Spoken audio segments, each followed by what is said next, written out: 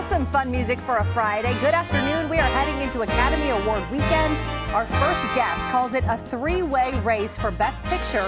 His top contenders you see right here: Get Out, The Shape of Water, and Three Billboards Outside Ebbing, Missouri. Dustin Morrow is a professor of film at Portland State, also our go-to guy when it comes to movies in general. So, Dustin, there are 9 movies nominated for Best Picture. You say these 3 are the top contenders. Why? They seem to be getting the most discussion. The Shape of Water got the most nominations by far. It got 13 nominations, and it's already won a bunch of awards, so it's certainly a front runner, probably the front runner. Three Billboards has been gaining momentum over the fall. A lot of people are seeing it. It was kind of an unexpected success. And Get Out has had a year now. It came out last February, so it's had a year of people talking about it. So it's just and it was such a big hit that it's just become almost like a zeitgeist movie. Like, how could you not give it to that? Yeah, how could you not? And that one didn't do well at the last awards show. What are the chances, do you think, it could do well at the Oscars? What's interesting about this race between these 3 movies is they each have their own separate controversy attached to them over the last month. With Get Out, the controversy is that a lot of Academy voters are refusing to watch it because they don't think that a low-budget horror movie even deserves to be nominated for an Oscar. So much more than a horror movie. So they're not seeing it. Three Billboards has accusations of racism attached to how the ending of that movie wraps up. And The Shape of Water has been accused of being plagiarized by multiple people. So give us your pick in this category. Which one would you go with of those 3? I think if I was a betting man, I would bet on Three Billboards, only because the thing about the Oscars is that they're voted on by this big Oscar body, but the largest contingent of that body is the actors.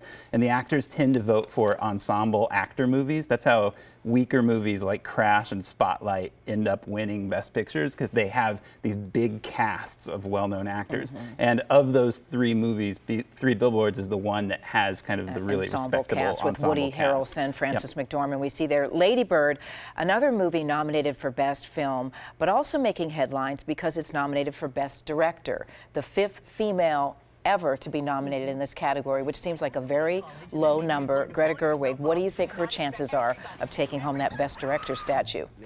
0, but I think she might.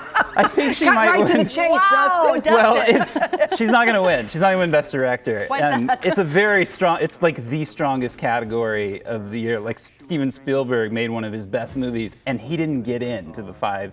So it is really, truly an honor just to be nominated in that category with these people. She's not going to win. However, she might win the screenplay. It's between her and Jordan Peele, and it depends on Get Out.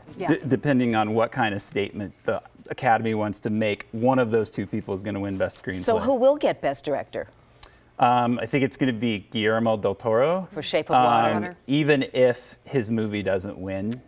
I think he's going to win the director award. So. Well, let's talk. We just talked about Three Billboards quite a bit. Frances McDormand up for Best Actress there. Locally, a lot of people polling for Margot Robbie, who was just phenomenal in I, Tonya. Who do you expect to win this category? It's going to be Frances McDormand, probably. Frances, But such a strong performance by Margot Robbie.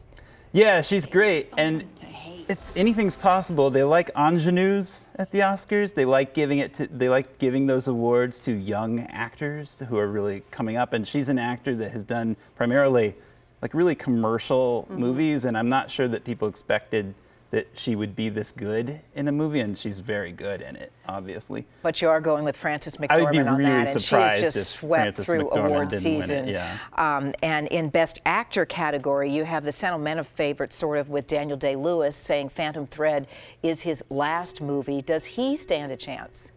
I don't think so. I don't think the movie's gotten enough attention. Yeah, I don't know. What's the French actor, Timothy, the young guy? I wouldn't be surprised to see him win it. Really? Maybe him With Call Me sort by of Your Name. getting the ingenue part. I don't know. Because Gary Oldman has picked up a few statues this award season. Yeah, there's a sense that this is not Gary Oldman's best performance, but that the Academy kind of owes him an award because he's been so good for so long. We call this is like the Al Pacino Scent of a Woman, or John Wayne in True Grit. Like, maybe it's not their best work, but they've done so much good work over the body of their career. Like, let's give them an Oscar.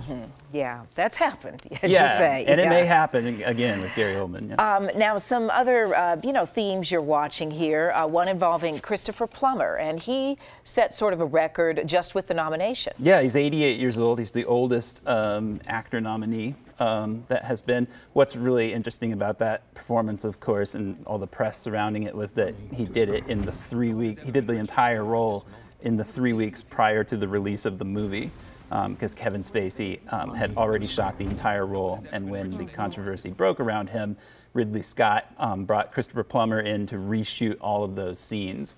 And so not only did he reshoot them very quickly, he did them so well that he was able to get an Oscar nomination. The movie, again, all the money in the world, Yeah. and it is a spectacular performance. I did catch that one. And lastly, Octavia Spencer with supporting category for Shape of Water. What do you foresee there? She's not going to win because Allison Janney has won every award that For exists. I, Tonya, yeah. And so she's got it. I mean, of all the categories in the whole night, that one is the most locked. Allison Janney is going to get it. Octavia Spencer did set a record for tying with Viola Davis, I think it is, for the most nominations ever by an African-American actress, which is great, but sadly it's 3. Each, though, have more of a career in front of them, so more nominations They'll be back. could come. They'll Absolutely. be back, sure. Well, always great to see you. What do you do for the big award show? I used to do I used to have Oscar parties when I was He said in he college tries to and stay stuff. awake, is what he told me. Yeah, Does it have to be on a Sunday night? I try to make it to the end. That's It's a long night, Dustin. I'm an old man now. All right. Well, thanks for coming by. Always nice to hear your projections. And look, they are rolling out the red There they carpet. are.